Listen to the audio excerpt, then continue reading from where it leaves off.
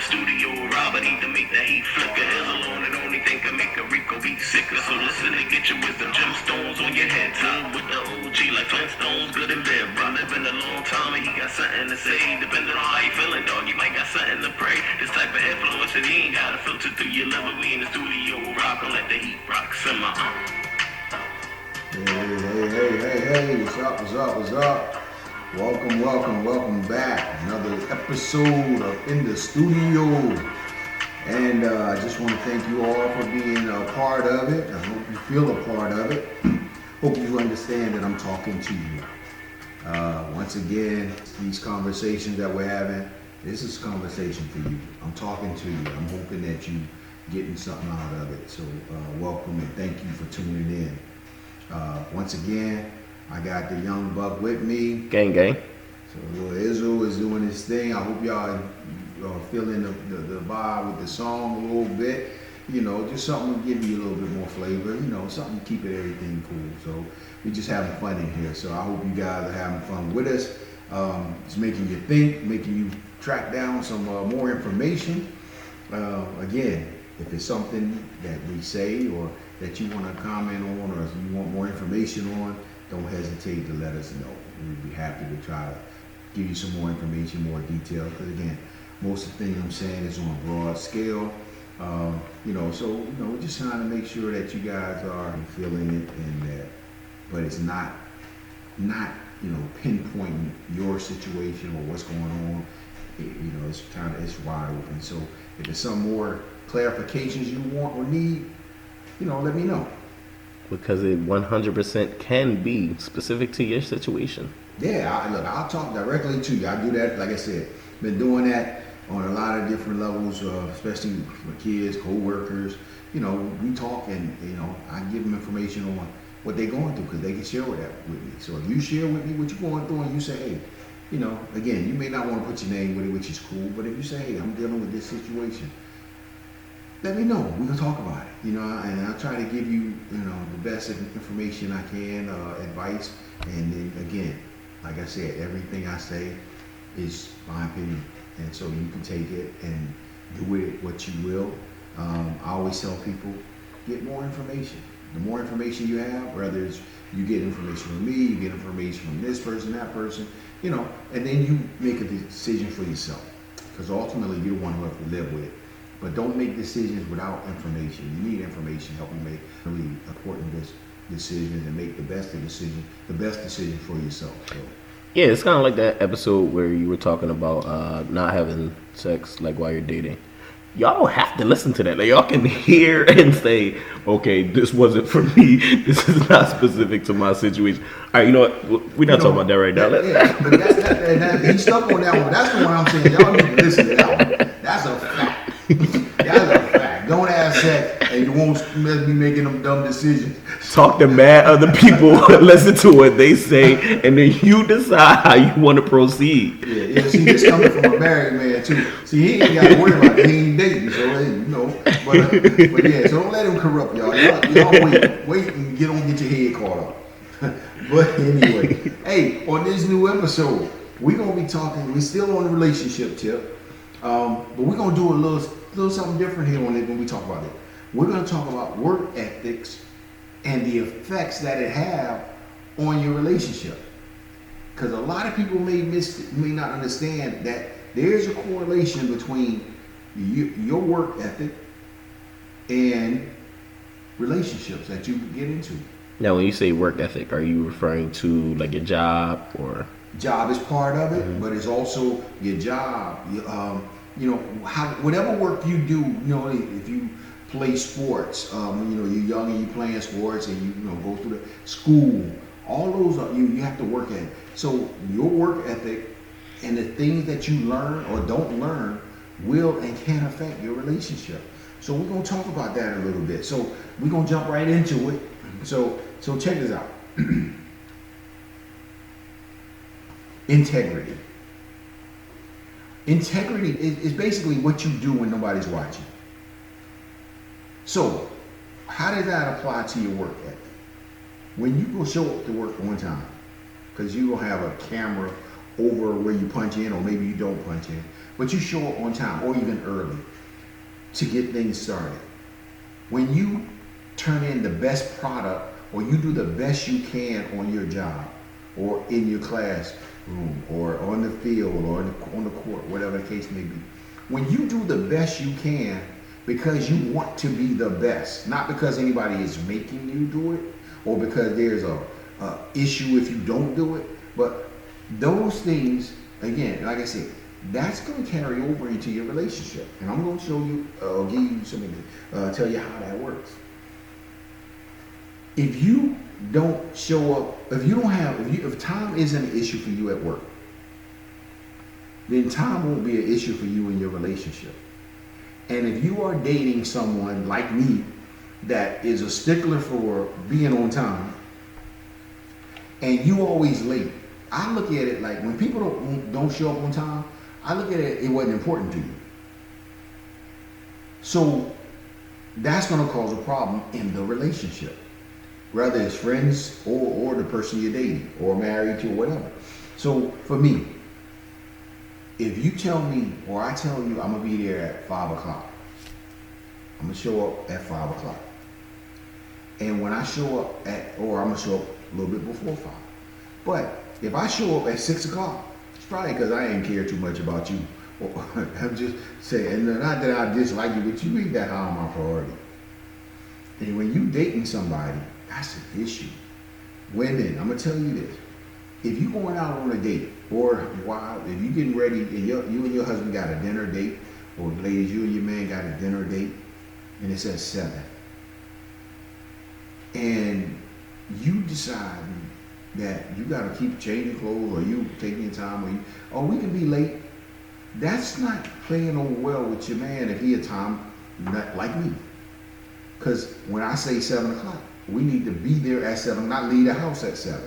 We need to be somewhere at the time that we gave, not getting ready to do it because you had to figure out all these other things you had to do.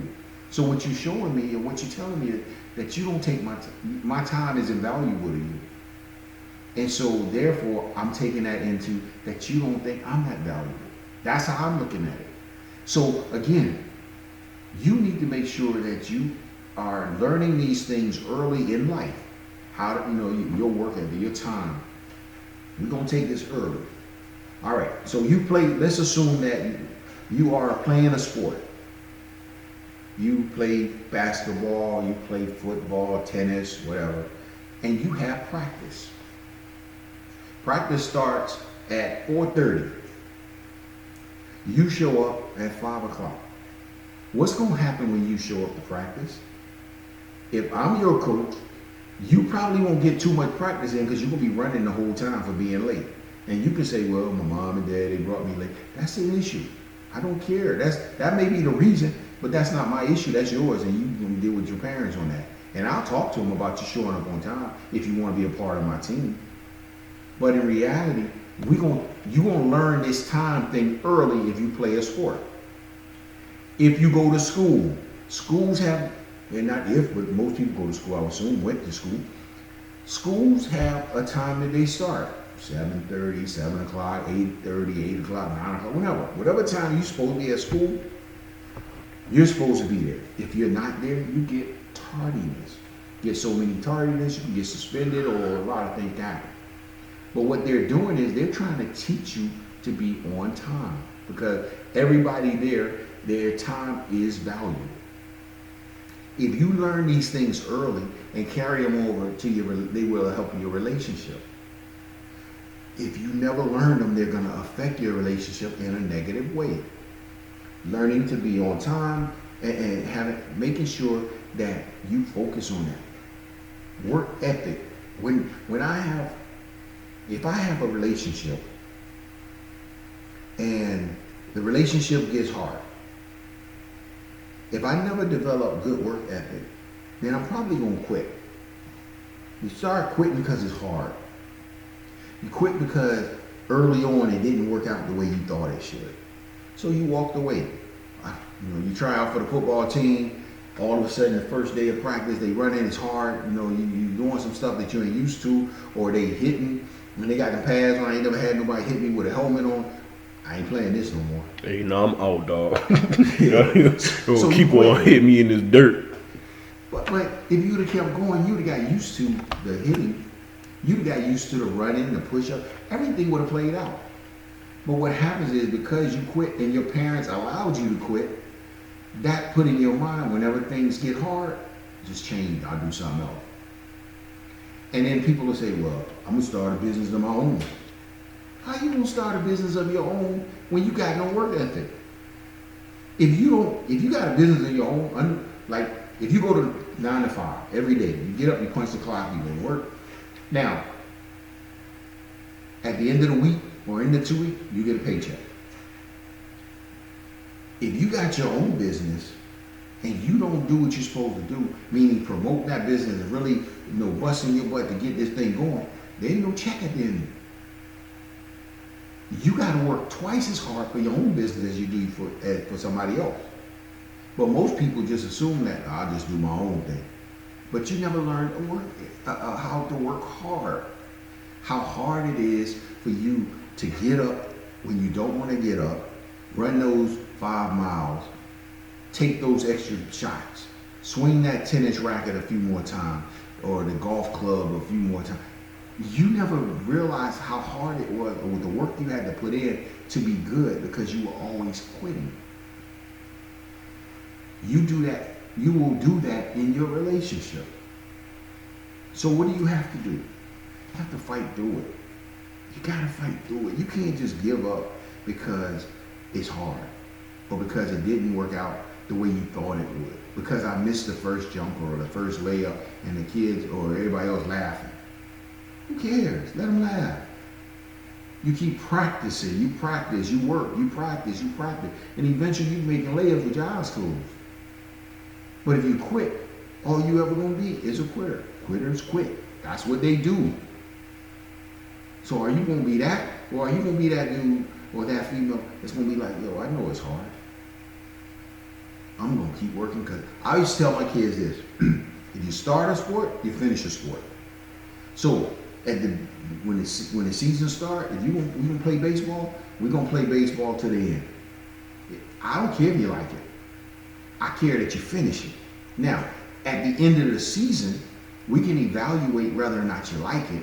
And if you don't like it, we can say, okay, we'll move to something else and find something else for you to do. But when you start, you're gonna finish. Because what I'm trying to do is instill into you that you just don't quit on everything. Because once you, like I said, the day 1, day 2, the first week, you may not like the first week. It's hard. Because it's being challenged, your body being challenged, your mind being challenged, you got people yelling at you that you don't even know. So it's hard. But at the end of the season, when everybody's celebrating and having a good time, you may think totally different. And you might think it was worth it. Because all of a sudden, all those times you got up in the beginning of practice and you had to run a hill as hard as it was, by the end of the season, that hill was nothing to you. So you put the work in, you figured it out. But you gotta finish it. Because like I said, I'm trying to get you to understand you don't quit. I also want you to know when you plan, you're gonna give it everything you got. I don't expect you to be last. Look, my kid, even in school, look, I expect A's. I don't expect B's and C's. Look, I know they may get some, but that's not what I'm expecting, and that's not what I'm telling them. That's not what I want. So they need to work hard. So they learn to work hard in school. They learn to work hard on the football field. They learn to work hard on the basketball court. They learn to work hard with whatever they do. Not that it's going to be easy, but you're going to learn to work hard. So that now when you get your job, you're going to put that same effort into a job. You work hard at your job. When you get you a relationship, you're going to work hard at the relationship, even though it ain't always easy. But you ain't going to necessarily just quit because the person said something you didn't like. You're going to work at that. But that's what we do. You have to be trained to do it and taught to do those things. Now, if you weren't, then that means as an adult, you're going to have to teach yourself or learn these lessons later in life. But what you got to know, if you haven't learned those lessons, stop pulling other people into your mess, into your relationship. When you don't want to do nothing, you going to quit. You know you're a quitter. You know you don't work hard. Stop inviting other people into your mess. Stop trying to date, or it's like, oh, I got a girlfriend. Why you got a girlfriend? You only going to get rid of her in a few weeks when it get hard.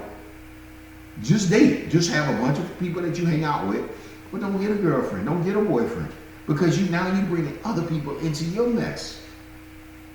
So again, you have to understand, it's not too late. And I don't want you to think that because I'm a certain age and I didn't learn those traits that I can't learn them. You can. You can always learn. You know, it's almost like when I went into the Army, I thought I was in pretty good shape. You know, I was running, played ball a lot, I was running and, did some push-ups every once in a while. But, I thought I was in good shape. But when I went to basic training, what they did was they broke me down physically and mentally in some cases. But their job was to break you down, meaning that we're going to fatigue your muscles. Because what we know is going to happen is your muscles will regenerate and you'll be stronger than when you started. That's the same thing, mentality you have to have when things, it's like, this ain't easy. But all I'm going through is the breakdown of a muscle, maybe a lazy muscle. And when it comes back, it's going to be strong. It's going to be stronger than ever before. And I can do and learn to be more than I was. But you got to go through some pain to get there sometimes. Again, if you learned early in life, when you was little, it's not as hard. If I would have went through, I went through basic training, I think I was 18. If I went through basic training at 35, because I think 34, I think that was cut off at the time. But at 34, that would have been a lot harder. Because again, I would have had a lot more junk in me for them to get out of me. And actually, I remember one guy was actually 34. He had just made the cutoff. Old man, we call him old head. But he was struggling. He thought he was in good shape. And he was in good shape for a 34-year-old. But the stuff we was doing wasn't for a 34-year-old. So he was struggling. It was hard work. And it was harder for him to even get his mind right to have some dude that's younger than him yelling at him. At least for me, at 18, the guys that were yelling at me was 26, 27, so they were old men to me. That was a big difference. But for him, 34 years old, and you got some 25-year-old yelling at you, that's a big change. But he was willing to go through it. And he went through it and he finished. And I'm pretty sure as his life went on, he was a better man for it. But again, it helps you so much when you go through stuff and you're willing to not quit and to go through it. It helps you in so many areas of your life. It helps you with those relationships. So now, hey, you get on my nerves, you get on my last nerve, but I can take it. Because I know, one, I know it's worth it, but I also know what I'm made of. See, a lot of times our relationships fail, not because of the other person, it's because you weak. It's because you ain't willing to put in that hard work to make changes for yourself, because you want the other person to change. Everybody keeps saying, oh, well, if she do this better, or if he do this, or he don't do this way. What about you? Maybe if you change, if you get stronger, if you get better, if you learn to treat people better, then you will see a better relationship. But it's easier to point the finger at somebody else. But again, these are things that hopefully, or that in most cases, you didn't learn when you was a kid. Mom let you quit everything you started. You started playing the piano at 6. At 6 in one day, you quit. Mommy, my fingers they don't move like everybody. I don't like this no more. They let you play baseball. You went out there, and as soon as the bat hit the ball the first time, you said, oh, this hurt my hands. I ain't playing no more. They let you quit. They let you quit. Everything you started before it finished, you don't know it. And people say, well, he didn't like it. He don't know if he liked it. She don't know if she liked it after a week. You got to give things time to figure out if you like it. To figure out if it's what you really will. Because sometimes you may fall in love with it. I may even let's say you meet a girl. And after the first few minutes, you're like, I don't like her. But she might have been the best thing for you. And if you hung in there, you might have found that out. But you couldn't because you gave up so quick. So, and I'm not saying that you hang in, with bad relationships. But I'm saying give things time to find out what they really like before you decide that it ain't worth it or I don't want to do it no more. Because again, what it's showing is you don't have no work ethic. Okay, so the people want to know. People, what's up, people? I hear from y'all in a minute. Y'all good? People are good. Cool. What's up, people? What y'all want to know? People want to know, and this is a very broad, non-specific question. Not, it's for everybody. It's for everybody. It's a people question. What if your girl get on your nerves like all the time? When you just say, "All right, I'm done. I'm out," because she's constantly, anybody, is constantly getting on you every day. She like, Rob, people, blah blah blah blah blah blah blah blah blah blah blah. When are you no longer a quitter and you're just like, I'm quitting? But are you a quitter from that point forward, or tell us? So people, let me share this with the people, and so that I don't want a person to think we're talking about another person. No, 100%. This is again just broad for everybody. For everybody that has a girl that just gets on their nerves, or a guy. I'm a guy that gets on their nerves, all the time. So this is for those people. One, are they really getting on your nerve, or are you not equipped to handle what's going on? So I will tell you this: two different ways I look at them. There's marriage getting on my nerves, and there's dating getting on my nerves. My tolerance for marriage getting on my nerves means that no matter what, I just got to figure out how to deal with this. We don't have to figure this thing out.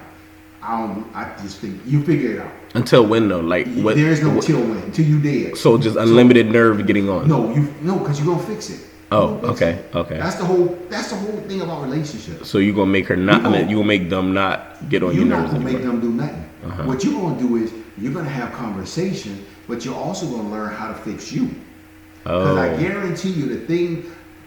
So like accountability. Let me share this with you. I just told one of my sons last week that stop giving people so much power to upset you. And this is in relationship thinking, in that she may not do what you want or how you want, or maybe she is nagging you, whatever. But why are you giving that person that much power over your emotions? What are you doing, or what are you not doing that you can adjust to that power being given away by you? So there's ways we can, and again, we have to go into specifics on how you fix some of those things within yourself. But in reality, if you dating, you have conversations, and eventually you just gotta make a decision, because you can walk away at any time. If you're just dating somebody, we ain't gotta stay together. Well, let's back up a little bit. Let's back up. Man. Let's back up. So this son that you're talking about, was it a relationship situation that? Well, I don't want to get too. I'm saying we don't know which kids. It wasn't. Yeah, I got a lot of them. So right, facts. But yeah, it was a relationship situation or a person. No, it was a relationship. What? So it was a relationship. All right. So wouldn't the person that you're in a relationship with be one of the few people that are able to have some type of influence over your emotion, because they know you in a lot of cases better than most? Yes and no, meaning that they have the ability to make me feel a certain way because they are close to me. They don't have the ability to make me act a certain way. Correct. So therefore, what you got to control is your action, not your feeling. Now, I can tell this person that I'm going to let you know how you're making me feel. And I'm going to share that with you and give you the opportunity to stop making me feel this way, because it hurts me. Now, if we're dating, after I've shared that with you, if you continue to do it, now it's on me to act, meaning I need to get I away have to from take you. care of myself at this Yeah, point. because you're not willing to make those changes. Because I'm not. It's like I'm not gonna allow you to keep making me feel bad about me, or keep putting everything on me and making me feel bad. So I need to get myself to a safer spot. So you are close enough to me to affect my feelings. However, my actions are still mine. But what's happening is too many times is we allow people to not only affect your feeling, but you act off of those feelings. And now you gave all your power to somebody else.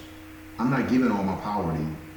You can make me feel something, but you can't make me do nothing. So that's on me to make sure that I'm responding in a way that's mature and that it grows. But again, that also comes from, work ethic.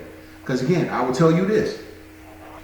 How many, if you play the sport, and let's say you are playing a basketball game, and so you got somebody on a basketball court on the opposite team, and they talking a lot of trash. They bumping you, they going different, but they're affecting you. They can affect you in two ways. They can make you play worse because you got into your feelings, or they can make you play better because you channeled those feelings into, dominate this person and shut them up.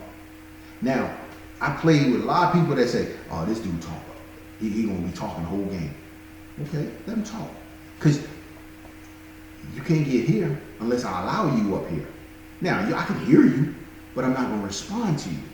What happens is we keep letting, and so if I learned those things in sports when I was younger, when I come into a relationship, it's to say, I know how to channel my responses and how much power I let you have over my actions. So that's where we got to make sure that, again, where we learning things when we young. Have you gone through anything as a child? Your mom and your dad wanted to make sure you didn't get bullied and nothing bad happened to you. So when you became an adult, all the bad stuff happening and you can't handle it. And you like falling apart because maybe I ain't saying, look, let me put, I'm getting ready to say something, but let me just make sure y'all understand. I'm not saying anybody should get bullied, okay? However, I am going to say this.